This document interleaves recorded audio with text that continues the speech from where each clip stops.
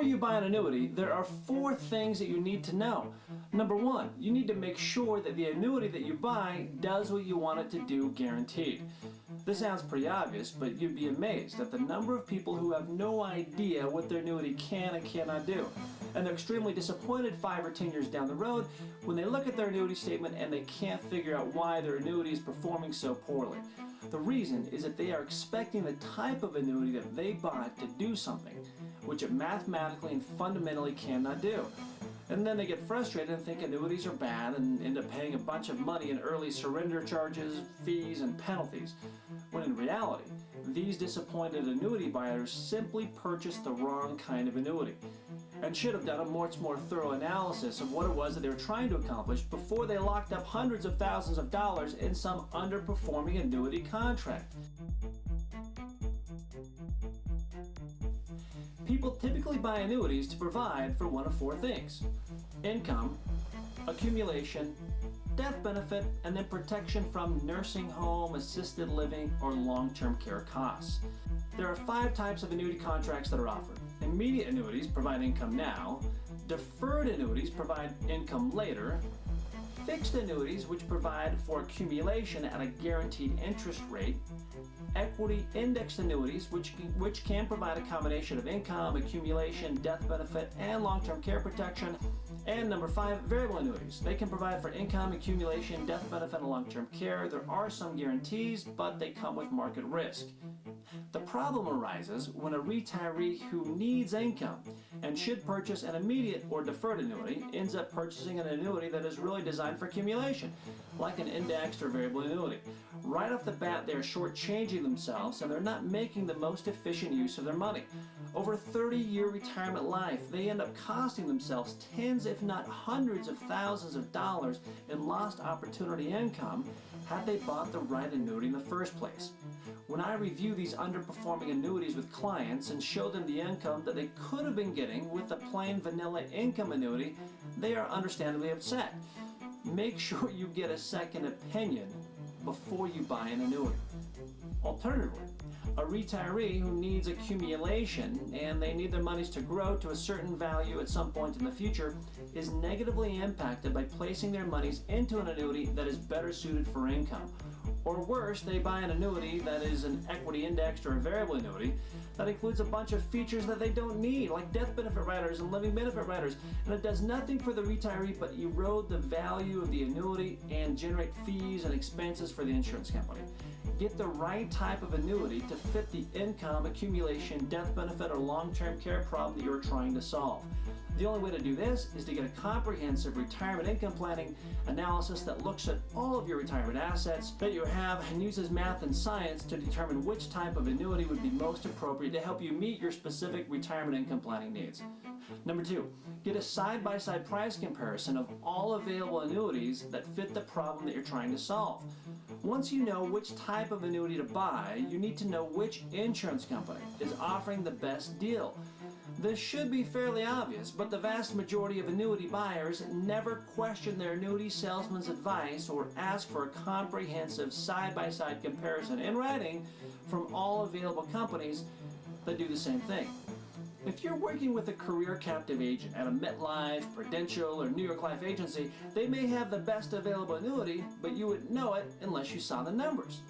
There are hundreds of different insurance companies that offer thousands of different annuity choices, and the results can be fairly dramatic. Let's take a look at a typical 60-year-old couple that is looking to produce income of $20,000 a year. And they want that income to be provided for as long as they're alive, and to start in 5 years. I ran the numbers and found prices range from $298,000 on the low end up to over $1 million on the high end from over 249 different annuity combinations. If you need $20,000 a year of income, then you should try to solve that problem using the least amount of money possible. For our 60-year-old couple, guaranteeing them $20,000 a year of income for $298,000 versus the same income for $348,000 saves them $50,000. This is hostage money. It's money that is now freed up because you're getting more of your money to work for you. What can a 60-year-old couple do with an extra $50,000? Well, if they put it into a regular growth account at 10% over the next 25 years, it could be worth over $540,000. Number 3, make sure you get an unbiased second opinion on the annuity before you buy it, preferably from someone who knows what they are talking about and uses math and science to come to their conclusion. This one is baffling to me. If you are thinking about spending several $100,000 to buy an annuity, and however you've come to that conclusion, whether it be from your own research or from the advice of your advisor, insurance agent, or whomever, take 15 minutes and get a second opinion from a competent, unbiased source to confirm your decision. Competent is key. You should seek out someone who has the necessary ability, knowledge, skill set, and background to provide you with the straight answer. Many times, individuals who need advice on annuities will ask their investment advisor, their accountant, or their attorney if the annuity is a good deal, and they'll tell them that it's not, without being able to back up their opinion with sound math and science. This type of opinion is borderline financial malpractice, and you need proof that is supported by sound financial planning principles and mathematically makes sense. It should take into account your specific tax, healthcare, insurance, estate, investment, and retirement income needs. You should get a second opinion in writing. It should be easy to understand and give you clear-cut, actionable items confirming the annuity purchase or 2 or 3 other alternatives for you to consider. Number 4, get a side-by-side comparison of all of your other options. If you've identified the need that you want to solve, income, accumulation, death benefit, or long-term care, then make sure you look at all the other options that can do the same thing and that don't use an annuity. Now, this may sound strange, but it will actually help you avoid the buyer's remorse once you've purchased the annuity, because you'll know that you looked at all of your other options and choices. For example, if your need is income, then you should look at a diversified individual bond portfolio that would generate the same amount of income as the annuity. Now, don't look at a bond mutual fund or a bond exchange traded fund. These funds typically don't have a defined maturity date, and they're exposed to a higher degree of risk when interest rates rise. The benefits of using an annuity is that you receive a guarantee from the insurance company that the principal is protected. Well, individual bonds do the same thing. You receive a guarantee from the company that they will pay you back the face value of the bond at expiration, and along the way, you're collecting the semi-annual interest payments. You could look at purchasing 30 to 40 individual bonds from 30 to 40 different companies, spread across multiple industries, sectors, and time periods. This way, you greatly reduce the risk of loss if any one company goes out of business. It surprises many investors to learn that since 1981, the long-term default rate of BB-rated bonds has only been 0.93%. That's a 99.07% success rate. Currently, these BB-rated bonds are paying 6.3%, whereas an A-rated bond goes for around 2%. That's 215% more income for only slightly higher risk. If you need accumulation, then you should look at what an active, risk-managed investment portfolio may look like.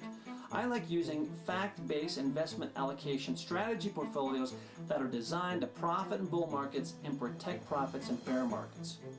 If you're looking for a death benefit or for long-term care coverage, then make sure you explore individual life insurance and long-term care plans that can provide you with what you need at a fraction of the cost.